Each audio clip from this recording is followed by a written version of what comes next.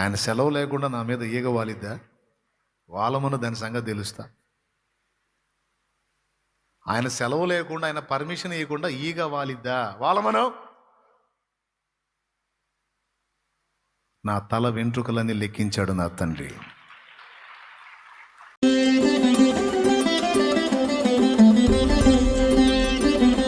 సమస్యలు, బాధలు, ఇరుకులు, ఇబ్బందులు, కష్టాలు, కన్నీళ్లు, అప్పులు, తిప్పలు, రోగాలు, బాధ్యతలు, సమస్యలు, కేసులు, మస్తు సమస్యలు ఉన్నాయి మీకు తెలుసు నాకు. కానీ ఒక్కటి గుర్తుపెట్టుకో, నిన్ను ప్రేమించి నీకై ప్రాణం పెట్టిన సృష్టికర్త నువ్వు తెలుసుకున్నావు. అసలైనోడి దగ్గరికి నువ్వు వచ్చావు. ఆయన దగ్గరికి రాక మునుపు నువ్వు భయపడు, బాధపడు, దిగులు పడు, విచారపడు, కంగారపడు ఎక్సెట్రా. కానీ ఆయన దగ్గరకు వచ్చిన తర్వాత వాటికి ఇక స్థానం లేదు. ఎందుకంటే నిన్ను ప్రేమించి నీ కోసం అంత త్యాగం చేసినోడు 3 రోజులు నీ బతుకు కావలసిన ఈ పరిష్కారాలు చూపలేడా? ఈ అవసరాలు తీర్చలేడా? ఒక్కసారి చెప్పునా, సామాన్యమైన బాధపడ్డా మన కోసం? చెప్పండి ఒకసారి. ఎంత గాయాలు? ఎవరి కోసం? మన కోసమే కదా. చిత్రవద అనుభవించింది, ఉమ్ములు, కొరడా దెబ్బలు, అరచేతుల దెబ్బలు, పిడిగుద్దులు. అసలు ఎవరు ఆయన? దేవుడు. ఎవరి కోసం? చెప్పు. నా కోసం అని చెప్పు. అనో, నా కోసం అనో. నీ కోసం కేవలం నిన్ను ప్రేమించి. మళ్ళీ నువ్వు మంచోడు అని కాదు, నువ్వు పాపివే, అయినా సరే నీ కోసం తిన్నాడు. ఎందుకు తెలుసా?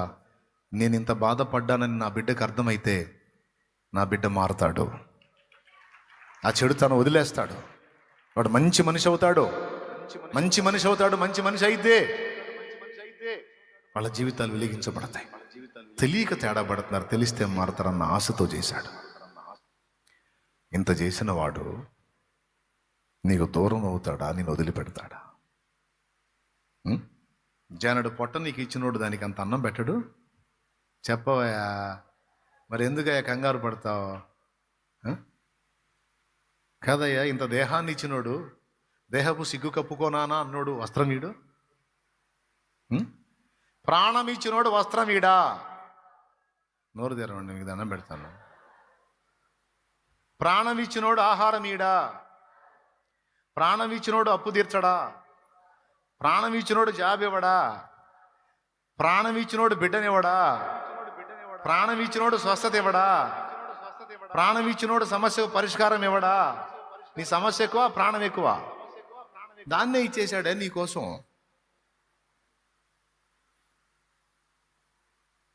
ఇవన్నీ చెప్పేటప్పుడు బాగానే వింటారు, మళ్ళీ భయంలోనే బతుకుతారు. నేనైతే ఇదే అనుకుంటా బ్రదర్, ఎంత జటిలమైన సమస్య వచ్చినా పిల్లలతో, నాతో ఉండే వాళ్ళతో, తమ్ముళ్ళతో, చెల్లెళ్ళతో అదే చెబుతాను నేను. ఆయన తన ప్రాణం కంటే ఎక్కువగా నన్ను ప్రేమిస్తాడు. ఆయన సెలవు లేకుండా నా మీద ఈగ వాలిద్దా? వాలమను దాని సంగతి తెలుస్తా. ఆయన సెలవు లేకుండా, ఆయన పర్మిషన్ ఇవ్వకుండా ఈగ వాలిద్దా? వాలమను. నా తల వెంట్రుకలన్నీ లెక్కించాడు నా తండ్రి.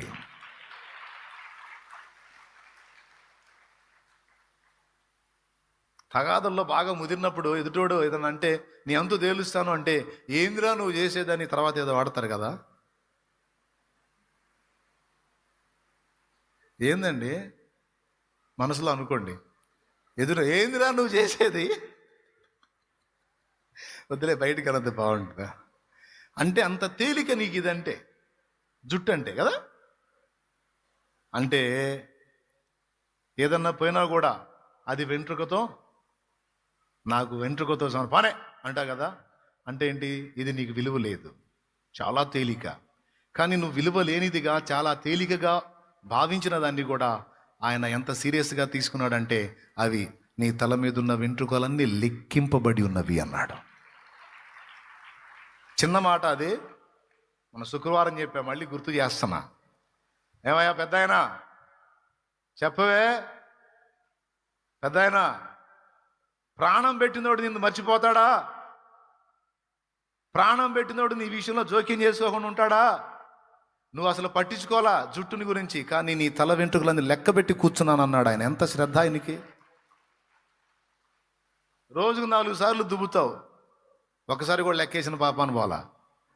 కానీ ఆయన అయితే మొత్తం తల వెంట్రుకలు, అంటే నువ్వు అనవసరం వేస్ట్ చాలా చీప్ అనుకున్నవి కూడా ఆయన తీవ్రంగా తీసుకొని లెక్కేశాడంటే మనమంటే ఎంత తీవ్రత ఆయనకి, ఎంత సీరియస్. మరి అంత సేటు మనల్ని చూసేవాడు, అంత సీరియస్గా మన విషయంలో ఉండేవాడు, ఏకంగా ప్రాణమే పెట్టినోడు నువ్వు నలిగిపోతుంటే చూస్తా ఎందుకు ఊరుకున్నాడు? నువ్వు పచ్చడవుతుంటే చూస్తా ఎందుకు ఊరుకున్నాడు? నీకు అలాంటి చేదైన గాయం ఎందుకు తగలనిచ్చాడు? మనకంత చేదైన గాయం ఎందుకు రానిచ్చాడు? ఒక్కటే సమాధానం, అవసరం. అవసరం, అవసరాన్ని బట్టే రానిచ్చాడు. దాని అవసరం తీరిన తర్వాత ఉంచమన్నా ఉంచడు. శోధించబడిన మీదట నేను సువర్ణమై మారెదను. శోధించబడిన మీదట నేను సువర్ణమై మారెదను. నేను వెళ్ళే మార్గము నా యేసుకే తెలియును. ఇప్పుడు ఇంకేమన్నా భయపడుతున్నాను సమస్యల గురించి? ఏదన్నా నా నెత్తి మీదకి వచ్చిందంటే నేను అదే ఫీల్ అవుతా. ఊరకేం రాదులేరా, ఏదో ఎగస్ట్రాలు ఉన్నాయి నా దగ్గర, దరివేశాడు, అయినే మంచిదేగా, పిండనే మురికిపోయిద్ది కదరా, పిండనేరా పోయిద్ది మురికి, అనవసరంగా అయితే రాదుగా. ఆయనకు తెలియకుండానంటారా? మనం తెలుసుకోవాల్సింది హేతువు. ఇంతగా ప్రేమించే నా తండ్రి నాకు ఈ గాయం ఎందుకు ఇచ్చాడు అంటే దాని వెనక కారణం ఏంటి? దావీదు సొంత కొడుకు చేత ద్వేషింపబడి సింహాసనం పోగొట్టుకుని, సొంత కొడుకే రివర్స్ అయ్యి తండ్రి మీద తిరుగుబాటు చేసి తండ్రిని నెట్టివేసి సింహాసనం ఎక్కాడు. ఇంకా తండ్రి చిక్కితే ప్రాణం కూడా తీయాలనుకున్నాడు. ప్రాణం కూడా. నాయన నా వాయిస్ మీకు క్లియర్గా అర్థమవుతుందా? నాన్న అటుపక్క ప్రాణం కూడా తీసేద్దాం అనుకున్నాడు. ఇక కొడుకు చేతుల్లో బలి కావాల్సిన పరిస్థితి వస్తే పారిపోయాడు. అక్కడి నుంచి ఎస్కేప్ అయ్యాడు దావీదు. సరే, కొండలకు వెళ్తున్నాడు. ఇప్పుడు మన బాధలకు మనం అల్లాడుతుంటే బాధలతో పాటు ఈ మాటలు ఒకటి ఉంటుంది, సూదులు లాంటి మాటలు ఇట్లాంటివి కూడా ఉంటాయి. పడే బాధలు కాక ఈ నోటి మాటల నొప్పి, ఈ చూసేవాడు అయ్యో పాపం అనడో గుచ్చుతూ ఉంటాడు. అట్టంటోడు ఒకటి తగిలాడు దావీదుకు, షిమి అనే పేరు కలిగినాడు. షిమి వాడు అంటాడు, ఛీ పో దుర్మార్గుడా, నీ పాపం నీ మీదకి వచ్చింది, నీ పాపం నీ మీదకి వచ్చింది. సౌలు రాజు కుటుంబానికి నువ్వు చేసిన ద్రోహానికి నీ పాపం నీ మీదకి వచ్చింది. ఛీ పో దుర్మార్గుడా, ఛీ పో అంటున్నాడు. ఆయన ఎవరు? రాజు. వీడెవడు? సామాన్యుడు. ఏదో ఆయన కొడుకు రివర్స్ అయ్యాడని, ఆయన సింహాసనం పోయిందని వీడు చాలా తేలిగ్గా మాట్లాడతాడు ఆయన. అప్పుడు దావీదు అక్క కొడుకులు సెరూయా కుమారులు యోవాబు, అబీషై ఇద్దరు బాధపడతారు. రాజువైన నిన్ను చచ్చిన కుక్క వంటి వాడైన వీడు అంతలేసి మాట్లాడంటే నువ్వు చూస్తా ఎలా ఊరుకుంటున్నావు? నీ పరాక్రమం శౌర్యం ఏమైంది? నువ్వు అను వాడిని చేరబోయి వాడిని తల ఛేదించి తెచ్చి నీ పాదాల దగ్గర పడేస్తామన్నారు. మామనంటే అల్లుళ్ళు కోపం వచ్చిందండి, మేనల్లుళ్ళకి తట్టుకోలేకపోయారు. ఆ మాట అంటే దావీదు ఏమన్నాడు తెలుసా? వాడు అంటున్న మాటలే చూస్తున్నారు కానీ ఆ మాటల్ని నన్ను అనిపించడానికి దేవునికి ఉన్న కారణం మీకు తెలియదురా, అది నాకు తెలుసు, వాడిని అన్నయ్యండ్రా అన్నాడు. సెరూయా కుమారులారా, వానితో మీకేమి, నాతో మీకేమి?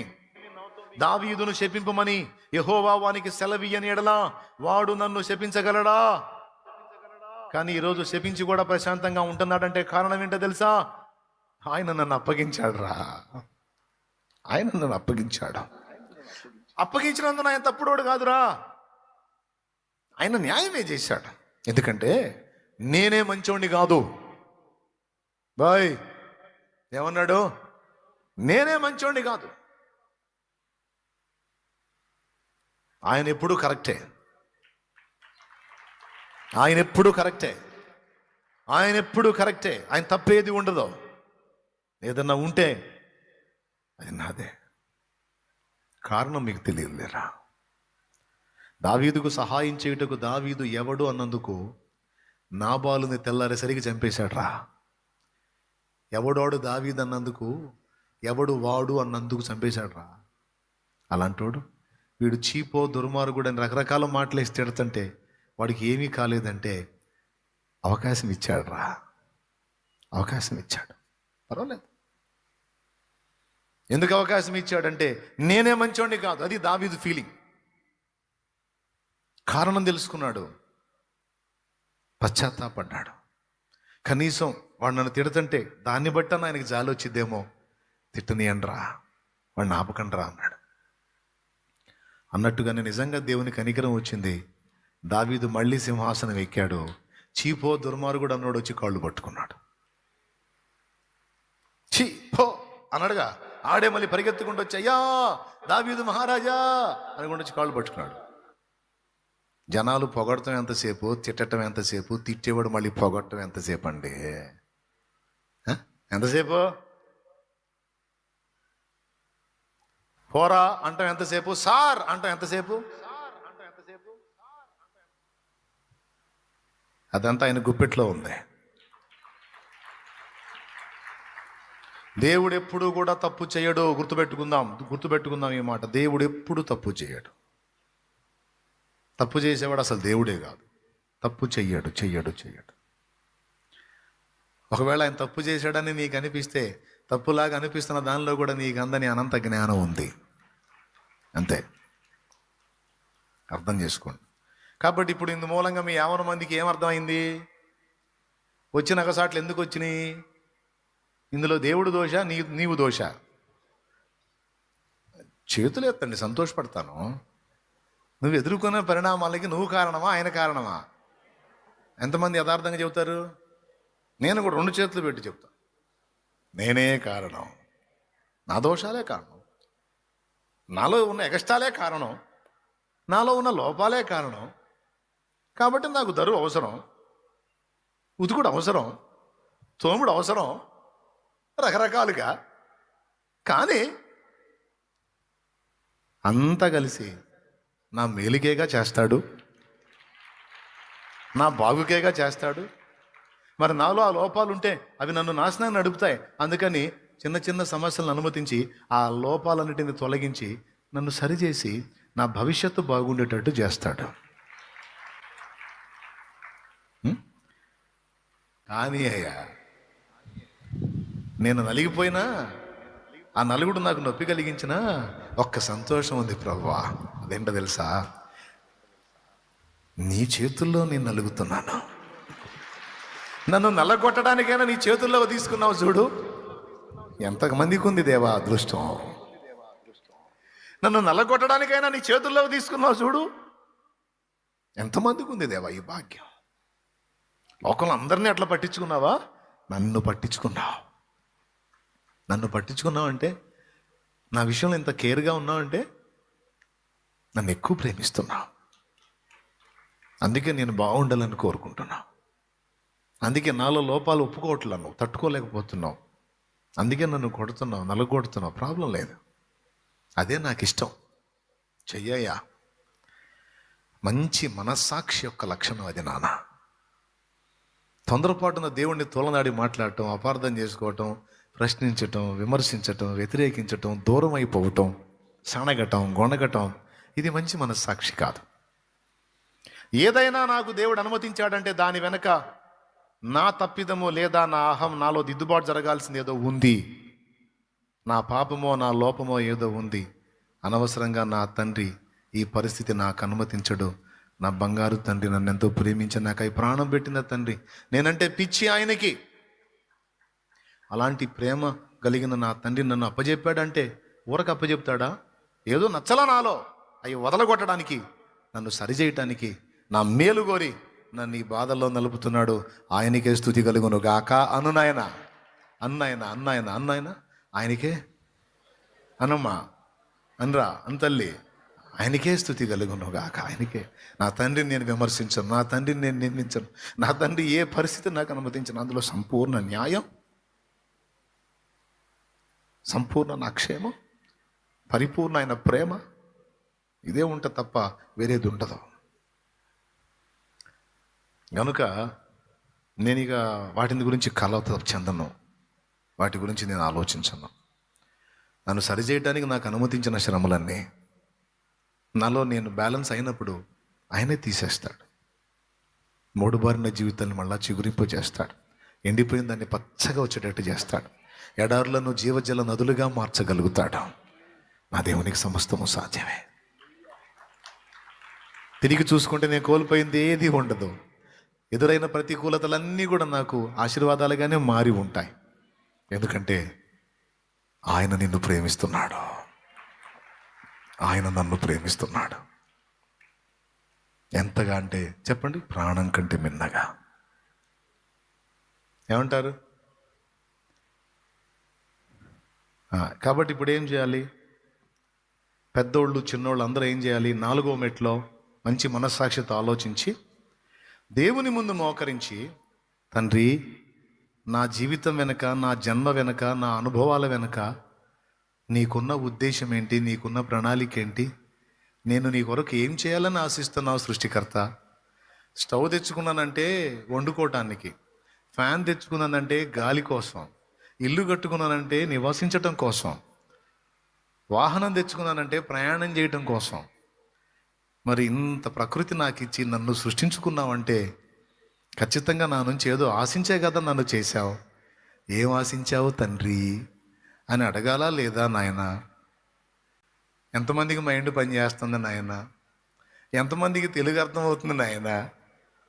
అర్థమైతే తొందరగా స్పందించాలిగా నాయన. ఏం అడగాలి నాయన? ముగింపులో ఒక మొక్క చెప్పండి నాయన. నాయన ఏం అడగాలి నాయన?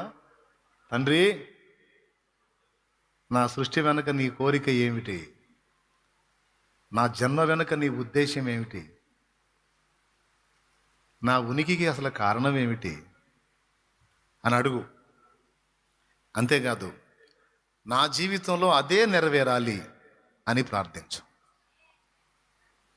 ఏ ఉద్దేశంతో నన్ను భూమి మీదికి తెచ్చావో, ఏ ఉద్దేశంతో నన్ను నిర్మించావు? నువ్వు ముసలమ్మవైనా ముసలోడివైనా, కాటికి కాలు దాచుకున్న స్థితిలో ఉన్నా, నువ్వు పిల్లోడివైనా పెద్దదానివైనా, స్త్రీవైనా పురుషుడివైనా యవ్వనుడివైనా, ఎవరైనా, నీకు 80 ఏళ్ళు వచ్చినా, 90 వచ్చినా, 70 వచ్చినా, 60 వచ్చినా, 50 వచ్చినా, 40 వచ్చినా, 20 వచ్చినా, 10 వచ్చినా, నేను చెప్పింది నీకు అర్థమైతే ఖచ్చితంగా అడుగు. నువ్వు పొద్దుస్తమానం ఈ ఈ పైన వాటి గురించి నువ్వు ఆలోచించడం, దిగులు పట్టడం చండాలం. అదంతా పిల్లకాయల వ్యవహారం. నువ్వు ఎదిగిన బిడ్డగా కొంచెం మెచ్యూర్డ్గా ఆలోచించు, మంచి మనస్సాక్షితో. ఎప్పుడైతే ఆ పాయింట్తో నువ్వు దేవుని ముందుకు వెళ్తావో, ఫస్ట్ దేవుడు ఏం చేస్తాడు తెలుసా? సంతోషపడతాడు. శభాష్ నాన్న, ఇన్నాళ్ళకి వెలిగిందిరా నీకు బలుపు అంటాడు. శభాష్ రా కుమారి, ఇన్నాళ్ళకి నీ మైండ్ పనిచేస్తుందమ్మా అంటాడు. సరైన ప్రార్థన చేసావురా, సరైన ప్రశ్న అడిగావు, నన్ను ఎందుకు చేసావు అన్నావు కదా. చెప్తే ఏం చేస్తావు? చెప్పు తండ్రి, నా చేత నేనంతా చేస్తాను. చేస్తావా? అది రిస్క్. మరి రిస్క్ అంటే ఎద్దును కొనుక్కొచ్చుకునేది ఎందుకు? ఎద్దును కొనేది ఎందుకు నాయన? వ్యవసాయకుడు పొలం చూపించి దున్ను అంటాడు. ఎద్దు ఏం చేయాలి? కాడి మెడ మీదకి ఎత్తుకొని దున్నటం మొదలు పెట్టాలి. కానీ ఏమండి కామంద్ గారు, ఇది కొంచెం కష్టం సార్, ఇది బాగా బీడిగా ఉంది అంటే ఎట్టా? ఏ ఉద్దేశంతో ఎద్దును తెచ్చుకున్నాడో యజమానుడు, అలాగే నా యజమానుడా, నీ ఉద్దేశాన్ని నెరవేరుస్తాను చెప్పు నాయన. అది ఎంత రిస్క్ అయినా రిస్క్ చేయడానికి ఆ శక్తి నువ్వే ఇస్తావు కదా తండ్రి. ఇప్పుడు గాడిదని తెచ్చి దున్నవే అనడుగా. గాడిదకి చెప్పే పని గాడిద బరువులు మోయటానికి. ఎద్దు దున్నాలమ్మా అంటే ఎద్దుకు తగిన బలం ఇచ్చాడు. ఇప్పుడు నన్ను చేశావు, ఈ పనికి నిన్ను చేశానంటే దానికి కావలసిన బలం నాకు ఇచ్చే ఉంటావుగా అయ్యా. ఆ శక్తి ఆ జ్ఞానం నాకు ఇచ్చే ఉంటావుగా, ఇవ్వకుండా అయితే చెయ్యమనవుగా. కాబట్టి చెప్పయ్యా నీ కోసం జీవిస్తున్నా, నిన్ను నే ప్రేమిస్తున్నా, నీ కోసం జీవిస్తున్నా, నిన్ను నే ప్రేమిస్తున్నా, బలి అయి రక్షించితివా, బలి అయి రక్షించితివా, పరలోకం తెరచితివా, నాకై పరలోకం తెరచితివా. నువ్వు చదువు రాని మొరటు వాడవైనా దేవుడు సృష్టించకుండా నువ్వు రాలా. నువ్వు కూడా దేవుని సృష్టిలో భాగమే. చదువుకున్న గొప్ప గొప్ప వాళ్ళు ఉన్నారు. చదువులేని నన్ను ఎందుకు పుట్టించావు నాయనా అని నువ్వు అడిగితే, నీ మీద కూడా నాకు ఉద్దేశం ఉంది కుమారుడా, నువ్వు వేస్ట్ కాదురా అంటాడు ఆయన. నేనెందుకు పనికి వస్తానయ్యా, నాకు అక్షరం మొక్క లేదు అంటే, లేదు నాన్న, నీ ద్వారా జరగాల్సిన పని ఉంది నాన్న అంటాడు. చదువుకున్న వాళ్ళతోనే దేవునికి పని అయితే చదువు లేని వాళ్ళు ఎందుకు పుట్టించాడు మరి? పుట్టించిన కొందరికి చదువు లేకుండా ఎందుకు చేశాడు? ఉంది కాబట్టి ఇక్కడ ఎవ్వరూ కేటాయింపు లేదు బిడ్డ. ఎవరన్నా చెప్పగలరా దేవుడు సృష్టించకుండానే నేను వచ్చానని? ఎంతమంది చెబుతారండి దేవుడు సృష్టించకుండా, దేవుని ఉద్దేశంలో లేకుండా నేను పుట్టాను అన్నోళ్ళు చేతులు ఎత్తండి.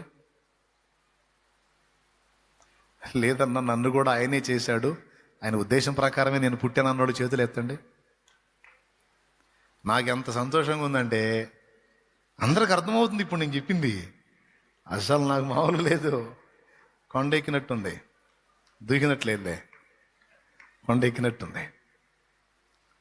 చాలా సంతోషం అండి ఇంత బాగా మీరు అర్థం చేసుకున్నందుకు. చెప్పండి, దేవుని ఉద్దేశంలో లేకుండా నేను పుట్టలా అనా?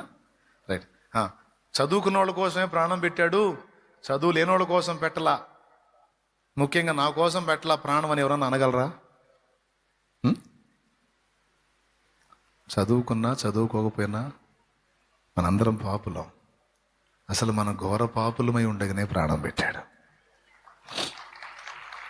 దీన్ని బట్టి ఏమర్థమవుతుంది? నిన్నుగానే ప్రేమిస్తున్నాడు కానీ నీ చదువును బట్టో, జ్ఞానాన్ని బట్టో, చదువు లేని దాన్ని బట్టో, ఉన్నదాన్ని బట్టో, అందాన్ని బట్టో, ఐశ్వర్యాన్ని బట్టో, దేన్ని బట్టి కాదు. ఆయన నీ సృష్టికర్త, నువ్వు ఆయన సృష్టి, అంతే. ఆయన తల్లి, నువ్వు బిడ్డవి. మాతృవాత్సల్యం అయింది, ఆ ప్రేమకి కారణాలు లేవు. పితృవాత్సల్యం అయింది, ఆ ప్రేమకు కారణాలు లేవు. ఒకటే కారణం, పితృవాత్సల్యం. దేవునికి మహిమ. చెప్పండి నాన్న, నన్ను కూడా ప్రేమిస్తున్నాడు యేసయ్య. అక్షరం మొక్క నాకు రాకపోయినా నేనంటే కూడా నా యేసయ్యకి ఇష్టం అన్నోళ్ళు చేతులు ఎత్తండి. దేవునికి మహిమ కలుగును గాక. నేను ఎల్లప్పుడూ అదే ఫీల్ అవుతానండి, నేను ఎల్లప్పుడూ అలానే ఫీల్ అవుతాను. ఇప్పుడు ఏం అడగమని చెప్పాను 4వ మెట్లో? మంచి మనస్సాక్షితో, నానా నువ్వేం ఆశిస్తున్నావు నానా నా నుంచి, ఏం కోరుతున్నావు నానా, ఎందుకు పనికి వస్తాను నాన్న, నాకేం చేత ఇది నాన్న, ఎందుకు చేశావు నాన్న, అదేదో చెప్పు నాన్న, నేను తిరిగి నీ వద్దకు రాక మునుపే నువ్వు నన్ను భూమి మీదకి పంపించిన ఉద్దేశం నెరవేర్చని నాన్న అని అడుగునానా నువ్వు. అమ్మా నాయనా, ఇన్ని రకాల చేదైన అనుభవాల్లో గుండా నన్ను ఎందుకు తెస్తున్నావు? ఇలాంటి దుర్భరమైన జీవితం నాకెందుకు ఇచ్చావు? ఇలాంటి చేదైన అనుభవాలు నాకెందుకు చూపిస్తున్నావు? ఒకవేళ నువ్వు నన్ను వాడుకోవాలనుకుంటే ఇవన్నీ లేకుండా కూడా వాడుకోవచ్చు కదయ్యా, ఎందుకు నన్ను ఇంత నల్లగొడుతున్నావు అంటే దేవుని సమాధానం. ఆ విధంగా నువ్వు నలిగితేనే, అలాంటి స్థితిలో నలిగిన వారిని నువ్వు అర్థం చేసుకోగలవు నాయన. అలాంటి స్థితిలో ఉన్నవాళ్ళు నీకు అర్థం కావాలంటే కాస్త కూస్త అనుభవాలు నీకు ఉండాలిరా. లేకపోతే నువ్వు అర్థం చేసుకోలేవు. అర్థమైందా? అంతేనండి. ఏ అనుభవాలైనా సరేనండి, మనల్ని పరిశుద్ధపరచడానికి, మనలో ఉన్న లోపాలు సరిచేయడానికి మాత్రమే కాదు, మనకు అనుభవ పాఠాలుగా కూడా కొన్ని వస్తాయి. అవి అనుభవించినప్పుడు ఆకలి బాధ అనేది తెలిస్తే ఆకలి కొన్న వారిని దాటిపోలేం. వస్త్రహీనత స్థితి ఏంటో తెలిస్తే వస్త్రహీనులను చూసి దాటిపోలేం. రోగపీడన దాని తీవ్రత ఏంటో అర్థమైతే రోగులను కనికరించగలుగుతాం. ఒక పూటకు లేకపోతే ఎంత దుర్భరంగా ఉంటుందో అనుభవిస్తేనే ఒక పూటకు లేదు అన్న వారిని గురించి తెలిసినప్పుడు ఓదార్చగలుగుతాం. అలాగే కొంతమందిని తీసేసి కొన్ని చేదైన అనుభవాలు మిగిల్చి ఇస్తాడు. ఎందుకు తండ్రి నాకు ఇలాంటి అనుభవం ఇచ్చావంటే ఆయన అంటాడు, నా కుమారి, నువ్వు పొందిన ఈ అనుభవం ద్వారా భవిష్యత్తులో చాలామందిని నీ ద్వారా ఆదరించబోతున్నాను. నేను నీ ద్వారా ధైర్యపరచబోతున్నా, నీ ద్వారా బలపరచబోతున్నా, నీ ద్వారా కాపాడబోతున్నా. మరి వాళ్ళని నువ్వు అర్థం చేసుకోవాలంటే, ఆదరించాలంటే నీకు ఈ అనుభవాలు అవసరం కదా. ఇప్పుడు చెప్పండి, అనవసరంగా ఏదేం చేస్తాడా? ఇప్పుడు మనకి దేవుడు అనుమతించిన అనుభవాలన్నీ మనకి ఉపయోగపడతాయి కదా భవిష్యత్తులో. ఏమంటారు? దేవుడు నాకు ఇచ్చిన సమాధానం ఈరోజు నీకు కూడా. అనవసరంగా నేను నిన్ను సృష్టించలేదు. నీ జన్మ వెనుక నాకు ఒక ఉద్దేశం, ప్రణాళిక ఉంది. దాన్ని నెరవేర్చాలంటే నీకు కొన్ని అనుభవాలు అవసరం. దాన్ని బట్టి నేను ఇట్లా నిన్ను కొంచెం నలగొట్టి సిద్ధపరిచాను తప్ప నీ మీద నాకే పగ లేదు. నా కుమారి, నువ్వంటే నాకెంతో ఇష్టం. నీ మీద నాకే పగ లేదు నా కుమారుడా, నువ్వంటే చనిపోయేంత ప్రాణం. నా ప్రాణం కంటే నాకు ఇష్టడు నాయన నువ్వు. నా కుమారుడా, నాకు ప్రియమైన వాడా అంటున్నాడు ఆయన. నా ప్రాణమునకు ప్రియమైన వాడా, నా ప్రాణం కంటే ఎక్కువైన వాడా అంటున్నాడు. ఇది అబద్ధమా నిజమా? అబద్ధమా నిజమా? నిజం. ఎందుకంటే చూపించాడు ఆయన. కాబట్టి మంచి మనస్సాక్షి కలిగిన మీరందరూ మోకాళ్ళలోనే, నాయన ఏమిటి ఉద్దేశం అని అడగండి. ఏమిటి నాయన నీ కోరిక అని అడగండి. ఎప్పుడు నా కోరికలు తీరుస్తూ ఉన్నావు, ఎప్పుడు నా అవసరాలు తీరుస్తూ ఉన్నావు, ఎప్పుడు నా ఇష్టాలు నెరవేరుస్తున్నావు.